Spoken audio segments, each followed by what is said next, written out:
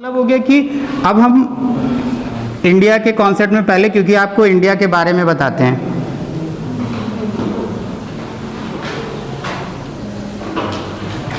क्योंकि आप लोग इंडिया में रहते हैं तो इंडिया से आपको जल्दी समझ में आ जाएगा। फिर आपको वर्ड में ले चलते हैं, फिर वर्ड में बताते हैं, क्योंकि ये तो सबको पता हो गया ना कि जनसंख्या का वितरण होगा तो जनसंख्या, ये हटा दें, नहीं प्रशासन से लोग नहीं, स्मार्ट तो प्रभु की कृपा से सब ठीक है तो लेकिन जैसे प्रशासन से कोई आता कहते मास्क नहीं लगाएं, तो इसीलिए लगा रहते हैं कि हाँ लगाएं। तो डिस्ट्रीब्यूशन ऑफ पॉपुलेशन की जब बात करते हैं तो टोपोग्राफी ऑफ द प्लेस का मतलब है कि भारत में जैसे आप देख रहे हैं कि ये हिमालय है, आपको पता है ये गंगा का मैदान है, आपको पता है कि ये दक्कन प्लेटू है, ये आपको पता है कि ये कोस्टल एरिया है, ठीक है। तो जब हम लोग अब अगर बात करें कि जनसंख्या कहाँ सबसे ज़्यादा है, तो आप लोग कहते हो कि जनसंख्या गंगा ब्रह्मपुत्र के मैदान में सबसे ज़्यादा रहती है, ये सभी लोग जानते हैं। तो गंगा ब्रह्मपुत्र के मैदान में जनसंख्या सबसे ज़्यादा है, तो क्यों है? क्योंकि यहाँ पर वो सारे एस्पेक्ट्स कौन कौन से, एग्रीकल्चर, अब आपको यहाँ ले चलते हैं, रिसोर्सेज, क्योंकि जहाँ पर ह्यूमन बीइंग को सारे सुविधाएं, सारे रिसोर्सेज मिलेंगे। रिसोर्सेज में क्या क्या मिलेगा? एग्रीकल्चर मिल रहा है, फिर वाटर है, एग्रीकल्चर हो गया, वाटर हो गया, लैंड फीचर्स बेस्ट है आपके, फिर आपका क्लाइमेट है, फिर आपका आता है, हिंदी में लिख दें, अच्छा भैया बड़ी समस्या है, एक्चुअली मैं आदत नहीं रहती ना, हिंदी इंग्लिश दोनों का वो रहता है, ठीक है। कृषि, जलवायु, औद्योगिक, नहीं ये सिंपल शब्द है, ऐसा नहीं है कि टफ लैंग्वेज है। कृषि हो गई, जलवायु हो गई, औद्योगिक हो गया, शिक्षा हो गई, और सामाजिक बिंदु।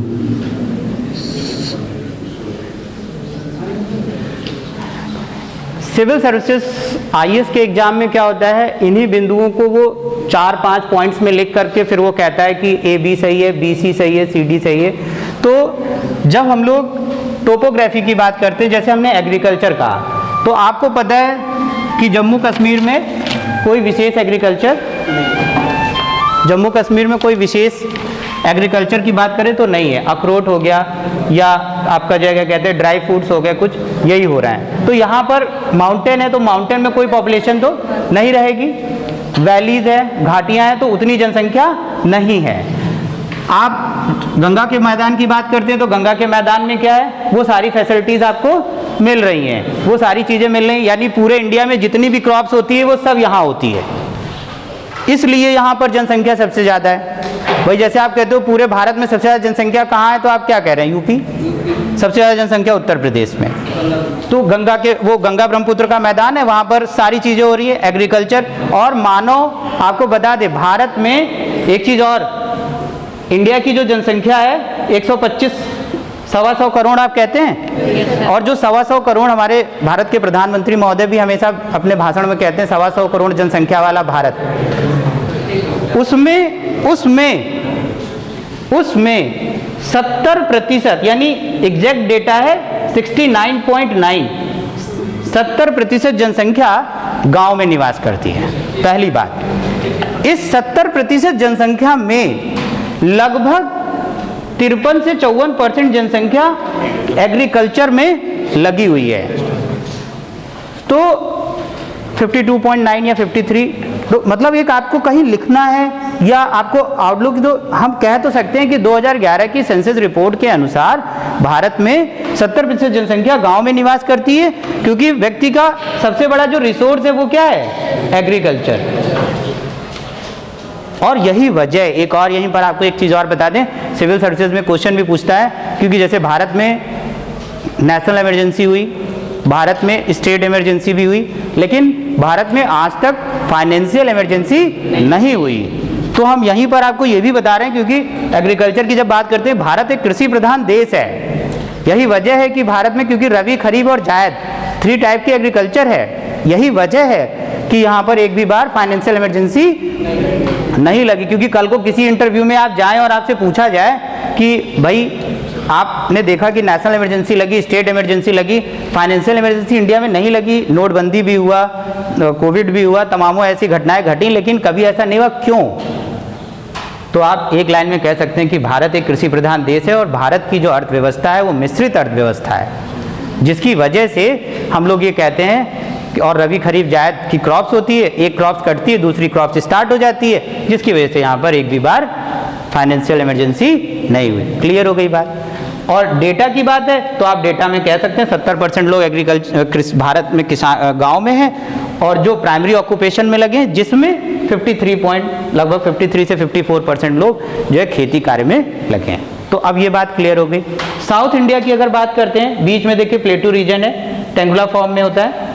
कोस्टल एरियाज पे जो लोग रह रहे हैं वो भी कहीं किसी ना किसी इंडस्ट्रीज के साथ लगे हुए हैं, तो वो औद्योगिक इकाइयों में काम कर रहे हैं। तो कहने का मतलब है कि जो पॉपुलेशन डिस्ट्रीब्यूशन है, जो जनसंख्या का वितरण है, वो किस एरिया में कितना हो रहा है, या किसी एरिया में जनसंख्या ज़्यादा है, किसी एरिया में जनसंख्या कम है, तो पर्टिकुलर एक बसाव का क्षेत्र है। जैसे जनसंख्या का बसाव क्या होता है कि हम लोग जब सेटलमेंट ज्योग्राफी में पढ़ाते हैं तो सेटलमेंट ज्योग्राफी में कहते हैं कि वृत्ताकार बसाव हो रहा है। जैसे गांव में आपने देखा होगा कोई तालाब होता है, उस तालाब के चारों तरफ लोग बस जाते हैं।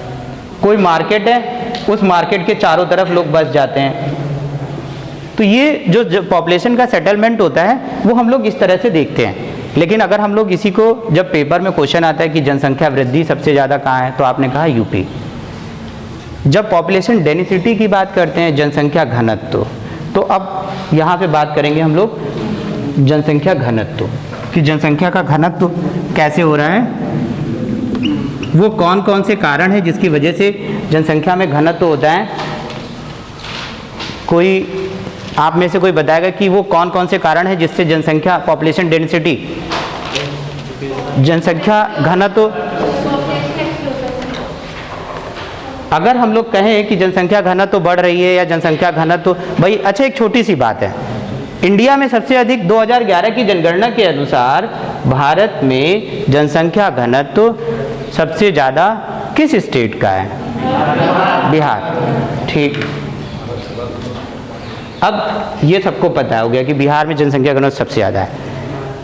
ऐसे कौन से कारण हैं जिसकी वजह से बिहार में जनसंख्या घनत्व, जरा हाथ खड़ा करिए, तो हाथ खड़ा करिए। आप में से हाथ खड़ा करेगा, कोई अपनी जगह से बोलेगा नहीं, हाथ खड़ा करेंगे, हम फिर पूछेंगे कि वो कौन से कारण है जिससे जनसंख्या घनत्व बढ़ रही है। हाँ बताइए। हाँ, आपका कहना है कि हाई बर्थ रेट होगा और जो है जनसंख्या कम हो रही है, एक तरफ बढ़ रही, हाई बर्थ रेट हो गया और जनसंख्या कम हो रही है। अच्छा, हाँ, नहीं सब लोग नहीं बोलेंगे, हम मौका देंगे। हाँ, ज़्यादातर जनसंख्या वहाँ की पढ़ी लिखी कम है तो इसलिए घनत्व तो ज़्यादा हो गया। ठीक है। हाँ, नो फैमिली प्लानिंग। ठीक, ये सब ऑप्शंस हैं, ये सब अलग अलग ऑप्शंस आ रहे हैं। हाँ, नो लिटरेसी रेट। ठीक, हम लिख देते हैं। एक हो गया कम पढ़े लिखे, कह रहे हैं लो लिटरेसी। इंग्लिश में लिख देंगे तो अभी कहेंगे इंग्लिश में लिख दिया आपने, इसलिए कम पढ़े लिखे लिख दिया। अभी लिखा था इंग्लिश में तो कहे कि सर हिंदी में लिखे क्योंकि हिंदी में क्लास है, जबकि लिखा यही लिखा था एग्रीकल्चर और क्लाइमेट, तो कहे हिंदी में लिखिए, तो आपने लिख दिया कम पढ़े लिखे, लो लिटरेसी नहीं लिखेंगे। ठीक है, तो हाँ बोलिएगा नहीं। लिमिटेड लैंड, भूमि का कम होना। सबसे अब हाँ बोले नहीं प्लीज। हाँ, गरीबी।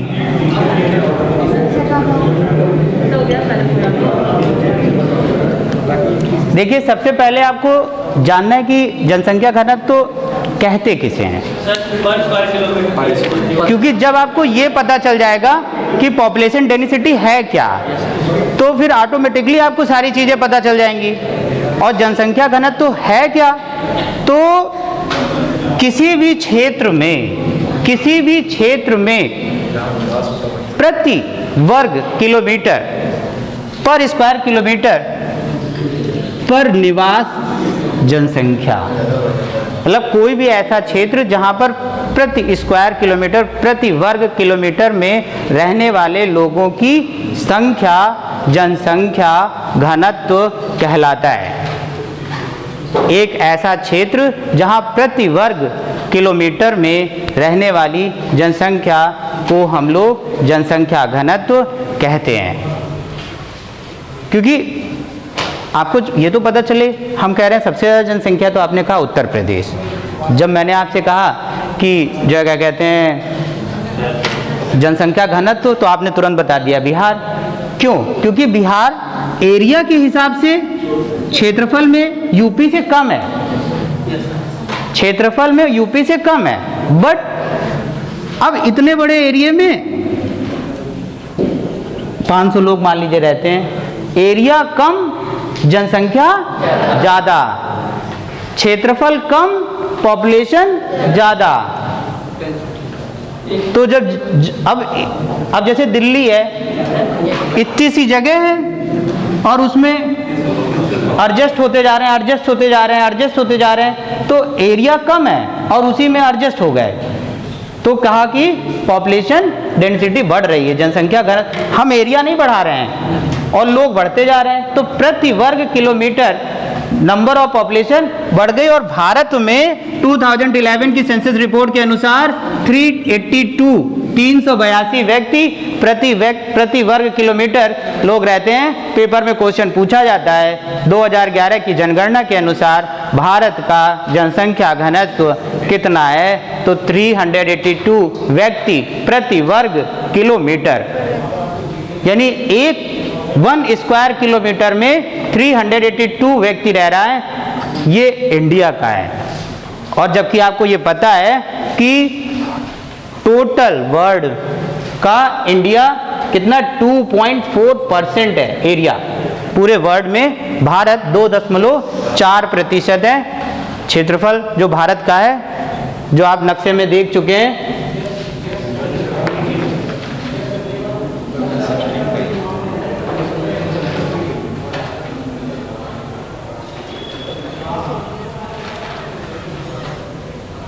बता के गए थे कि इससे ऊपर मत बनाएगा, नहीं तो दिखाई नहीं देगा।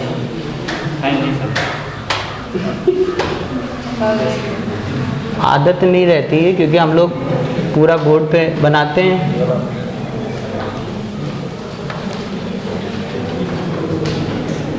ये बहुत से लोग को हो सकता है सबको पता हो, लेकिन हम लोग 10 साल से टीचिंग कर रहे हैं तो हम लोग जानते हैं कि ये 5 उंगली बराबर नहीं होती है।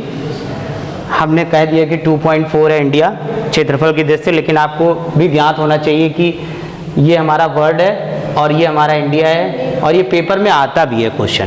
देखिए हम उन क्वेश्चन को फोकस करेंगे जो आपके एग्जाम में क्वेश्चन आता है, बाकी हमें इधर उधर की बात एकदम टू दी पॉइंट, जो परीक्षा में क्वेश्चन मिल जाए वही फायदा है।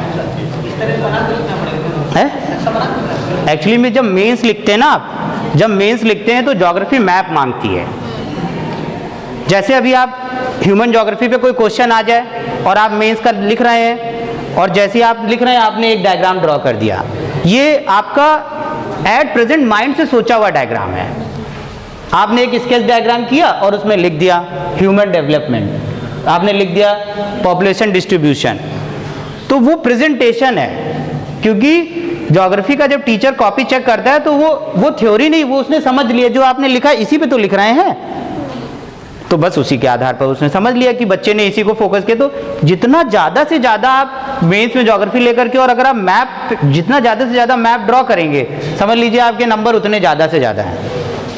और इस विषय को लेकर के लोग आप देख भी रहे होंगे, सिविल सर्विसेज में ये विषय सबसे ज़्यादा चुना जाता है। तो कहने का मतलब है कि आपको कॉन्फिडेंस रहना चाहिए, और मैप का कोई अलग से कोई किताब से नहीं मैप निकालना होता है। सोचिए, समझिए और तुरंत बना दीजिए। आपने ट्रायंगल बना दिया और उसमें दिखा दिया, तो इस तरह से क्या होगा कि आपकी चीज़ें क्लियर रहेंगी। बात क्लियर हो गई। अब आता है, जैसे हमने कहा आपसे क्लाइमेट की बात करी, जलवायु। तो ह्यूमन को रहने के लिए ऐसी क्लाइमेट चाहिए जहां पर सारी चीज़ें सर्वाइवल ऑफ द फिटेस्ट हो। भाई हम लोग क्यों, जब कोई कहता है कि यार कहाँ रहना ठीक है, तो हम लोग कहते हैं गंगा के मैदान में सबसे सही है। ना ज़्यादा जाड़ा होता है, ना ज़्यादा गर्मी होती है, मौसम सारे होते हैं, लेकिन इन जम्मू कश्मीर से सही है। क्लाइमेटिक कंडीशन कभी ऐसी नहीं हो रही कि भाई जम्मू कश्मीर में कभी त्रासदी आ जाती है, उत्तराखंड में कभी दिक्कत हो जाती है, हिमालयन रीजन में कभी अर्थक्वेक भी आ जाता है। पूरे भारत में सबसे सेफ जोन में हम लोग रहते हैं, अगर प्लेट टेक्टोनिक थ्योरी के हिसाब से देखें। ये आपको मैं नॉलेज के लिए बता रहा हूँ, क्योंकि हम लोग जहाँ रहते हैं ये बेल्ट हर तरफ से सेफ जोन में है। ना समुंदर से हम लोग को कोई समस्या हो रही है, ना पहाड़ से कोई दिक्कत हो रही है, ना ग्लेशियर से कोई दिक्कत हो रही है। इसलिए हम लोग यहाँ पर राजस्थान, उत्तर प्रदेश, बिहार, असम, पश्चिम बंगाल, इन राज्यों में सबसे ज़्यादा पॉपुलेशन भरी पड़ी है। डेवलपमेंट कम है। अब जैसे अभी क्लाइमेट को क्लियर कर देते फिर बताते हैं आगे। फिर जैसे कोस्टल एरियाज़ पे जो लोग रह रहे हैं वो इंडस्ट्रीज़ के साथ फोकस्ड हैं। जलवायु कारण है, क्योंकि जहाँ पर जैसे आप कह रहे हो कि हमारे यहाँ गेहूँ चावल सारी फसल होती है, लेकिन कोस्टल एरियाज़ पे गेहूँ नहीं होता ना। गेहूँ की फसल को जाड़ा चाहिए, जाड़ा यहाँ हो नहीं रहा है। तो इस तरह से जो कंडीशंस हैं, क्लाइमेट जहाँ पर जैसी है वहाँ वैसी क्रॉप्स होगी, क्लाइमेट जहाँ जैसी है वैसी वहाँ की सेटलमेंट होंगे। यहाँ पर जो क्रॉप्स हो रही है, कोस्टल एरियाज़ पे जो क्रॉप्स हो रही है वो यहाँ नहीं हो रही है। तो इस तरह की कंडीशंस के आधार पर हम ये कह सकते हैं कि पॉपुलेशन का डिस्ट्रीब्यूशन, और डिस्ट्रीब्यूशन के साथ ही डेंसिटी भी जुड़ी हुई है, क्योंकि जैसा वितरण होगा वैसा ही घनत्व भी होगा, क्योंकि दोनों एक दूसरे के साथ कहीं ना कहीं कोरिलेट कर जाते हैं। आगे हम लोग बात कर रहे हैं इंडस्ट्री, औद्योगिक इकाइयों की। इंडस्ट्री को चलाने के लिए 3 चीज़ें सबसे इम्पॉर्टेंट होती हैं। सबसे पहली चीज़ आता है रॉ मटेरियल। सबसे पहला जो वेरी वेरी इंपॉर्टेंट है कि इंडस्ट्री तभी डेवलप होगी जब हमको रॉ मटेरियल मिले आसानी से। दूसरा सस्ती लेबर, सस्ती लेबर यानी कि हमें मानव आसानी से मिल जाए काम करने वाला। तीसरा आता है ट्रांसपोर्टेशन। भाई ये मतलब एक नीड है, इसके बिना काम ही नहीं चलेगा। तो यानी कि आपने कहा कि हमें 3 चीज़ें दे दी जाएं, यानी रॉ मटेरियल दे दिया जाए, ट्रांसपोर्टेशन के लिए दे दिया जाए, फिर और उसके बाद तीसरा आ जाता है आपका सस्ती लेबर। 3 चीज़ें आप दे देंगे। फिर आता है वाटर बॉडी। इंडस्ट्री वहीं डेवलप होगी जहाँ पर वाटर बॉडी होगी, क्योंकि सरकार की 2 नीतियाँ हैं। एक तरफ हम रिवर्स को साफ भी कर रहे हैं, दूसरी तरफ इंडस्ट्री को चलाने के लिए हमें जो है वो पानी की आवश्यकता भी है, क्योंकि सोर्स ऑफ वाटर हमको रिवर से ही मिलेगा। साथ साथ हमने ये भी कहा कि जैसे सरकार ने नमामि गंगे प्रोजेक्ट चलाया, अब यमुना नदी को भी साफ करने के लिए सरकार प्रोजेक्ट चला रही है। तो जो इंडस्ट्री से निकलने वाला जितना भी गंदा पानी उसको फिल्टर करके यूटिलाइजेशन की बात की जा रही है। अगर आपने देखा होगा अभी भारत में पिछले साल तमिलनाडु में पीने के पानी की समस्या हो गई थी, और इतनी ज़्यादा हो गई थी कि पानी, पीने वाला पानी भी 1000 रुपये लीटर के आसपास बिकने लगा था। उसके लिए फिर सरकार ने एक प्लांट स्टार्ट किया उड़ीसा में। वर्तमान प्रधानमंत्री महोदय ने उड़ीसा के तट पर फिल्टर प्लांट लगाया, ओशन वाटर को फिल्टर करके डिस्ट्रीब्यूट करना शुरू किया गया, और फिर ये धीरे धीरे हर राज्यों में भी लगाया जा रहा है। तो कहने का मतलब यहाँ पर ये है कि गवर्नमेंट प्लानिंग है कि जैसे हम इंडस्ट्रियलाइजेशन की बात कर रहे हैं, औद्योगिक इकाइयों में हम धीरे धीरे ऐसे ऐसे रिसोर्सेज की बात कर रहे हैं जिससे आसानी से लोगों को रोजगार मिल सके और ज़्यादा से ज़्यादा लोग एम्प्लॉयमेंट प्राप्त कर सकें। और भारत के संदर्भ में कहिए या वर्ल्ड के कॉन्सेप्ट में कहिए, हम लोग जैसे नॉर्थ अमेरिका है, साउथ अमेरिका है, यूरोपियन कंट्री है। आपको पता है कि इंग्लैंड से ही इंडस्ट्री स्टार्ट हुई थी। पेपर में क्वेश्चन भी आता है कि विश्व का वो कौन सा देश है जहाँ सबसे पहले जो है औद्योगिक नीति आई या औद्योगिक क्रांति आई, तो हम लोग इंग्लैंड से ही कहते हैं। वहीं से भारत में आया और यहीं से शुरू हुआ। तो जहाँ पर वो सारे रिसोर्सेज हमको मिलेंगे, इंडस्ट्री वहीं से शुरू होगी। तो ये आप जब भी आपको लिखना होगा मेंस में तो आप आसानी से लिख सकते हैं ना, क्योंकि आप गंगा का मैदान के बारे में लिख सकते हैं, आप दक्कन का पठार, मालवा पठार, छोटा नागपुर के पठार के बारे में लिख सकते हैं, आप कोस्टल एरियाज के बारे में भी लिख सकते हैं कि यहाँ पर कौन कौन से इंडस्ट्रीज और किस लिए चल रही हैं, और उसी के हिसाब से जनसंख्या का वितरण। हाँ उद्योग इंडिया में भी तो सबसे पहले चलते थे। हाँ, क्यों नहीं, वर्ल्ड में सबसे पहले थे इंग्लैंड में। नहीं, वहाँ से, क्योंकि भारत में इंग्लैंड से ही ये मतलब औद्योगिक नीति जो इंडस्ट्रियल पॉलिसी है वो इंग्लैंड की देन है। यहाँ पर भी छोटे व्यापार बाजार तो सब चल रहा था, लेकिन जो पॉलिसी है, पॉलिसी डेवलपमेंट का काम वहीं से शुरू हुआ। हाँ, जैसे आप कहते हो एजुकेशन, जब शिक्षा की बात करते हैं, एग्जाम्पल के रूप में आप लखनऊ में रहते हो, यूपी की बात कर लीजिए पहले, आपके लखनऊ की चौहद्दी में सीतापुर है, लखीमपुर है, उन्नाव है,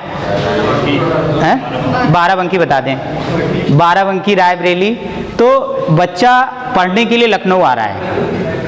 जैसे हायर एजुकेशन के लिए आता है, सेकेंडरी एजुकेशन के लिए आता है, या प्राइमरी एजुकेशन, ऐसा नहीं है कि शिक्षा नहीं है, शिक्षा गांव में भी मिल रही है, no doubt, but quality of education को लेकर कहीं ना कहीं व्यक्ति मात खाता है, कहीं ना कहीं, क्योंकि अच्छा आप खुद सोचिए कि ये लखनऊ सेंटर है, लखनऊ की सीमा से लगे हुए जो जिले हैं वहां से लोग लखनऊ आ गए, यहाँ पे डेंसिटी बढ़ गई, घनत्व बढ़ गया यहाँ। ये हम एक छोटा सा एग्जाम्पल दे रहे हैं आपको कि जिससे आपको समझ में आ जाए कि जनसंख्या घनत्व, जिससे पूछा कहाँ से आए, सीतापुर से, इनसे पूछ रहे हैं, कह रहे हैं लखीमपुर से, बाराबंकी से, तो मतलब लखनऊ प्रॉपर मतलब जैसे 100 लोग बैठे हैं तो 100 लोगों में से 20 लोग प्रॉपर लखनऊ के होंगे, 80 लोग अलग अलग जिलों के हैं, क्योंकि कहीं ना कहीं वहाँ पर ये फैसिलिटीज़ नहीं पहुँच पा रही है। जब हम लोगों ने रिसर्च किया था comparative study rural and urban population in Lucknow district, मेरी जो पीएचडी थी, तो उस पीएचडी में मैंने ये टॉपिक रखा था comparative study rural urban population in Lucknow district, यानी ग्रामीण और नगरीय जनसंख्या वृद्धि तुलनात्मक अध्ययन। तो जब इस पर स्टडी की गई तो हमारा ये उद्देश्य था कि हम इसमें जो जनसंख्या गांव से शहर में आ रही है माइग्रेट होकर के, और शहर क्यों आ रही है, बेस्ट एजुकेशन चाहिए, बेस्ट जॉब चाहिए, बेस्ट इकोनॉमी चाहिए, बेस्ट कल्चर चाहिए, तो बेस्ट लिविंग स्टैंडर्ड चाहिए, तो ये जो हम अच्छा चाहते हैं, क्योंकि ऐसा नहीं है कि हम जो है टर्सरी ऑक्यूपेशन में है तो हमारे पास फाइनेंस की कोई प्रॉब्लम नहीं है, हमारे पास सब कुछ ठीक है, जो गांव में किसानी का काम कर रहा है उसके पास भी सब कुछ ठीक है, उसके पास भी प्रॉपर धन है, बस वो ये चाहता है कि मेरा बेटा भी इंग्लिश मीडियम में पढ़े, अच्छी यूनिवर्सिटी में पढ़े, अच्छी फैसिलिटीज़ में रहे, उसके लिए उसको शहर की तरफ माइग्रेट होना पड़ता है। अगर वो सारी फैसिलिटीज़ हम उस एरियाज़ में भी डेवलप कर दें तो वो व्यक्ति यहाँ पे माइग्रेट नहीं होगा। भाई अगर आपको ये सुविधाएं उस ज़िले में मिलने लगे, छोटे छोटे ज़िलों में भी, तो आप यहाँ पर रोटेट या मूवमेंट नहीं होगा। क्योंकि ये मैं इसलिए बता रहा हूँ क्योंकि अभी आपको लिखना पड़ेगा आगे, जैसे आरओ मेंस होता है, तो अभी जब आपको लिखना होगा तो आपके पास जो कंटेंट होंगे तभी आप लिख पाओगे, और उसको फिर आप दिखा सकते हो, क्योंकि उसके लिए कोई अलग से क्लास आपको नहीं करनी है। शब्दकोश जितना ज़्यादा आपके पास होगा, लिखने की टैक्टिस जितनी अच्छी आपकी होगी, सिविल सर्विसेज के एग्जाम में आपको उतना ही बेनिफिट होगा, ये आप जान लीजिए। अगर आप वन लाइनर और छोटी वाली किताब पढ़ करके अगर आप सोच रहे हैं कि मैं सिविल सर्विसेज का एग्जाम निकाल लूँगा, तो कतई संभव नहीं है, हादसा हो जाएगा, ये जान लीजिए आप। इसलिए डिटेल पढ़ना है, और हम लोग का ये प्रयास है कि छात्र को जितना ज़्यादा डिटेल में मिल जाए कंटेंट, आप मैप पर डायग्राम के द्वारा जितना ज़्यादा से ज़्यादा चीज़ों को प्राप्त कर लेंगे उतना ही आपके लिए बेनिफिट्स हैं। ठीक, तो यहाँ तक बात क्लियर हो गई। सोशल एस्पेक्ट्स होते हैं, एजुकेशन का आपको मैंने एग्जाम्पल दे दिया कि क्यों जनसंख्या इस तरह से मूव कर जाती है। सोशल एस्पेक्ट्स में कई ऐसे कल्चर्स होते हैं, हम लोग का धर्म है, हिंदू, मुस्लिम, सिख, ईसाई, जैन, सबके अलग अलग रीति रिवाज हैं, अलग अलग मैरिज सिस्टम है, अलग अलग लिविंग स्टैंडर्ड है, उसके आधार पर भी लोगों का बसाव होता है, और एरिया वाइज लोग डिस्ट्रीब्यूट हो जाते हैं और फिर बस जाते हैं। जैसे लखनऊ में ही हम लोग देखते हैं कि जो पुराना लखनऊ है उसमें मुस्लिम पॉपुलेशन ज़्यादा, जैसे जम्मू कश्मीर में आप देखिए मुस्लिम पॉपुलेशन अधिक है। तो ये एरिया वाइज लोकेशन के हिसाब से भी हो जाता है। जैसे हम लोग के यहाँ गाँव में पूर्वा होता है, हम लोग कहते हैं कस्बा पूर्वा, तो वहाँ पर भी आपने देखा होगा कि जो कास्ट के हिसाब से कास्ट वाइज छोटे छोटे गांव बन जाते हैं, जहाँ एक लोग बसते हैं उसके आसपास उसी कास्ट के बस जाते हैं, तो हम लोग कहते हैं उसको पूर्वा, या इस आधार पर हम लोग बना देते हैं। अब आगे नेक्स्ट उस पर बात करते हैं आपसे। सामाजिक बिंदुओं में क्या होता है, सोशल एस्पेक्ट, वही मैंने आपको बताया ना कि जैसे मैरिज हो गया, धर्म हो गया, सोशल, उसमें रिलीजन्स आ जाता है कि हिंदू मुस्लिम सिख ईसाई जो जिस एरिया का होता है उसके हिसाब से वो डिस्ट्रीब्यूट हो जाता है। और फिर जैसे हम लोग केरला वेरला में देखते हैं तो केरल में ज़्यादातर क्रिश्चियंस ज़्यादा हैं, गोवा में क्रिश्चियंस हैं, तो हम लोग के यहाँ क्या कहते हैं जैसे जम्मू कश्मीर में मुस्लिम्स ज़्यादा हैं, आपका जो नॉर्थ ईस्ट है यहाँ पर क्रिश्चियंस ज़्यादा हैं, क्योंकि मतलब ये एरिया वाइज है कि जैसे जहाँ पर जैसा बसाव हो गया उसके आधार पे पॉपुलेशन वैसे डिस्ट्रीब्यूट हो जाती है। तो ये जनसंख्या का वितरण हो गया। अब इसमें एक टॉपिक और आता है, जैसे हम लोग यहाँ इंडस्ट्री में बता रहे थे आपको, तो इसमें सॉयल मिनरल्स इस पर भी आता है, क्योंकि जैसे हम लोग मिट्टी की बात कर लेते हैं तो मिट्टी जहाँ जैसी सॉयल होगी एग्रीकल्चर भी वैसी होगी, स्वाभाविक सी बात है भाई। हम लोग कहते हैं भाबर का मैदान, हम लोग कहते हैं बांगर का मैदान, हम लोग कहते हैं खादर का मैदान, रेह का मैदान और तराई।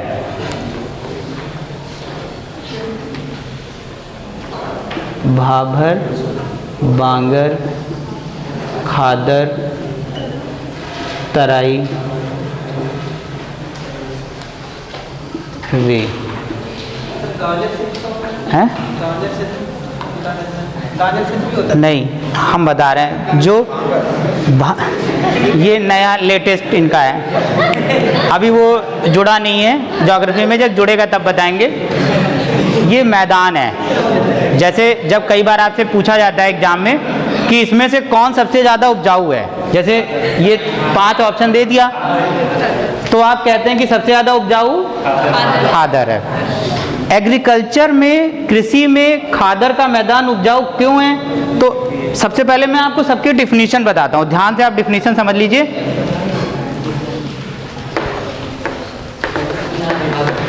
एक डायग्राम ड्रॉ करूंगा तो उससे आपको ज़्यादा अच्छे से समझ में आ जाएगा, क्योंकि जैसे जनसंख्या का बसाव है तो उसमें आपने एग्रीकल्चर को तो जान लिया, लेकिन मिट्टी का क्या इम्पैक्ट है। ये आपकी रिवर हो गई,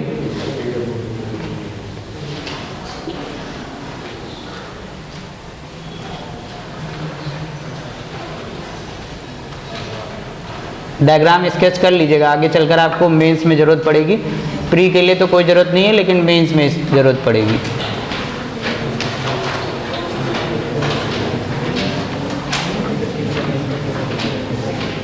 हम बना लेंगे तब बनाइएगा, नहीं तो हमारा तो बन जाएगा डिज़ाइन, हम मिटाएंगे भी, आपका होगा नहीं, इसलिए पहले हम बना लेंगे तब सुनते रहिएगा फिर बनाते रहिएगा।